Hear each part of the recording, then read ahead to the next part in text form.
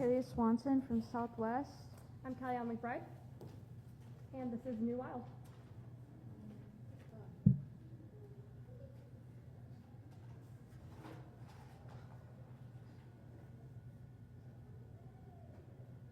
Show me the wild. Show me the earth so long buried underneath concrete and dust that it's withered and blackened and ruined. Show me the earth that we've been ignoring, the animals screaming out for help, and the people who walk by and ignore it. People who wear their skin and drink their blood. Show me the real wild. The corals withering under the sea while oil spills into the water, fire catching, one spark, and it's all gone. This is our wild now. This is what we've created with ignorance, with hate, with dimness. This is the wild that we have made. This is the wild that we have neglected. This is the wild that our children will have to live with tornadoes spiraling after a snowstorm and a monsoon after a drought. The deserts lost their oases, and yet we still insist that the water is right there, running headfirst into the mirage. Rather than face the fact that we have done this, we made this new wild. Where the cacti have shrunk and shriveled, where flowers wilt as they grow, never standing at full height, where animals go extinct by the hundreds every day. The wild where there's only cities and skyscrapers left, the wild of smoke and fog and ashes. Is this even the wild anymore? We're screaming at celebrities and TV, the traffic when it's too slow. But where's the anger when everything on our planet is gone? The anger when the wild has shriveled and we wonder why there's global warming. Where's everyone's anger that we've killed the only true wild we know? I want the wild, but it isn't there because it lays in the dust, like the reflection of the polluted waters with ash and dirt hanging from above, slain by our greed, slain by our lust for power and money. I want the wild. But it's gone, just as the chaos and pain has given to this world of hurt, ash and smoke turning into a blazing inferno that no one can stand, and eventually it'll all disappear. This is what we have made. This is our new wild. I'm Maggie. I'm from Arts and Humanities. Impossible! And this is Expectation. I will be here waiting until time shreds my skin from muscle, rends the muscle from bone, and the memory from every stranger on the street who ever wondered how long a ticking time bomb could possibly hold on, until the only thing left is a skeleton. And I could hang in a dusty closet like I was always meant to, with no name, no future, and no past, not even a present. And in that forgotten closet, I would finally find a place where belonging would not make me sick to my stomach to think about, where reaching out would not send chills of doubt tiptoeing up my spine, where no one would expect me to be smart or mature or to hold it together long enough to keep it out of sight, because I would just be a skeleton, and you wouldn't expect humor from a corpse. I'm unable to prevent myself from flipping my opinion like a metronome, desperately longing for someone to notice that something is wrong, to notice when I want to peel my body open like the weird little moldy misshapen orange you find in the bottom of your fruit bowl when everything appetizing is gone. But to notice would mean that I am not an untouchable persona, and I could no longer hide in my own mystique. A shadow born of worry that my bare self revealed would not be interesting enough to hold your attention or for you to hold my hand.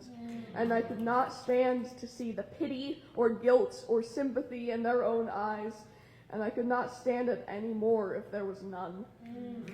I was born with an indescribable guilt etched into the very marrow of my bones, and a world-weary wretch waiting to toss insults around in my head, and a hatred so ingrained I can't remember when I got so mad. I will be here, glancing around like a beaten dog who still wants to be loved, even if that love is the eye of a storm and sickness bubbles deep like bile waiting to choke me when I least expect it. Even if all I get is to sit in your presence and listen to you forgetting me. I can still remember how her shirt felt against my cheek and the warmth of her hand against mine. I still remember how I thought about it all day and how I felt like a freak on a leash, waiting to be tossed a treat or be kicked away and loathed until she forgot me too.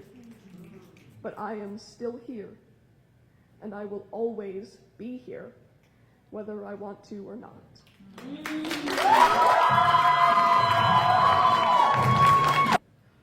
Hello, everyone. My name is Preston Gonzalez, and I'm from Lincoln Southwest.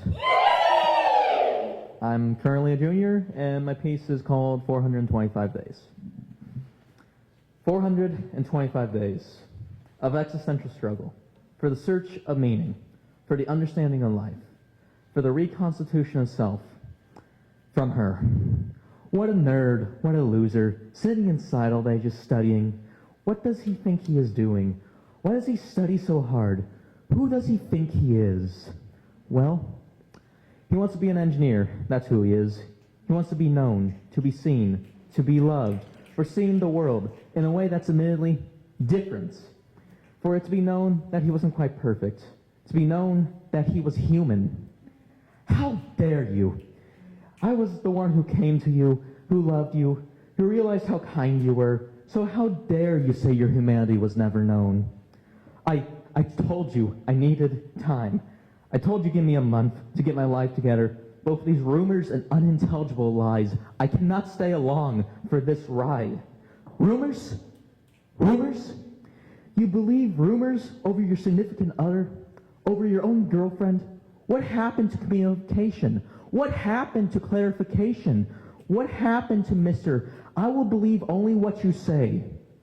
Well, what happened to you tell me when you need help? I told you everything, more than anyone knows about me, yet you couldn't come to me when you needed help? I don't care about the rumors. I care about your refusal to ask for help. How could you go about telling everyone you had these issues, that you had these struggles, except for the man who told you he would help, the man who was willing to give everything for you? I might not known everything, but I wanted to help. Like you could help. You haven't survived anything. You haven't gone through foster care. You haven't gone through loss of family. You haven't gone through loss of... I haven't gone through anything like you have. But it doesn't mean I live in a castle. You don't put on a uniform because you're worried, wondering if all this work will be for nothing, if America will tell you you don't belong, having to act dumb enough to be considered fretless, even though you could be one hell of an engineer. You don't fear for the future. You only care about the past. That's why I left. For how can a man who is broken to pieces save a woman who is shattered to dust?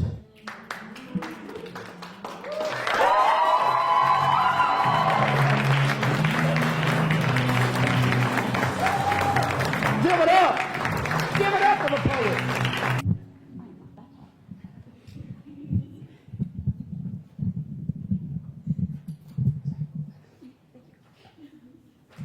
Hi, my name is Axton. I'm from Arts and Humanities. Impossible! And my poem is titled, I Don't Know Who I Am. I know my name. I picked it off of Google because it sounded cool. But I picked it when I came out as trans, and I don't think I feel like that anymore. I don't know my name. I know my birthday. I was born in the beginning of January, so it's always cold. But it's the 6th, and the riots matter more than some random kid's birth. I don't even have a birthday. What I do know is that scouting is important to me. I've been in charge of my troop for years now. It's why I look forward to Fridays. But I won't be in charge soon. I might not even be able to help plan anymore. So what do I do without scouting? I know I love my guinea pigs, my first pets, the little guys I come up to see in the middle of the night. But my first one died, and I feel guilty for getting a new one to replace him. I don't even know what I'm supposed to think. I know I'm an amazing friend. I've known my closest friends for years, and I put them above everything. But if I'm such a good friend, then why do I keep losing all mine? And why can't I make new ones for the life of me? I really don't know if I'm a good friend. At least I know my family. My parents and siblings have always been around, but my sister is graduating and moving out, so everything will be weird. Will we still be a family? I know I'm black, but I'm not dark enough for people to notice. I know I'm white, but my skin isn't light enough and my hair isn't straight. I know I'm Mexican, but I don't know Spanish or the culture, and I eat white people tacos. So who am I? If my name doesn't make sense anymore because I don't know my pronouns, if my birthday is overshadowed by our crappy government, if I don't have control over something as simple as Friday nights, who am I if I can't make a new friend for the life of me because I look too mean? If my family won't be the same because my siblings are getting older and moving on? If I can't even be there for my guinea pigs because of my guilt and grief? Who really even am I if I can't even pick a box when a form asks for my race, so instead I just stare blankly at the paper instead? I can't be anything without a name, without a birthday, without Fridays, without friends, without a family, without a race. I don't know who I am because I have no defining features. The face I see in the mirror isn't mine. My reflection doesn't belong to me. Why should I even deserve a reflection when all I am is nothing, worthless and confused? I don't deserve anything if I can't even tell you who I am or anything about me. But what if I do know?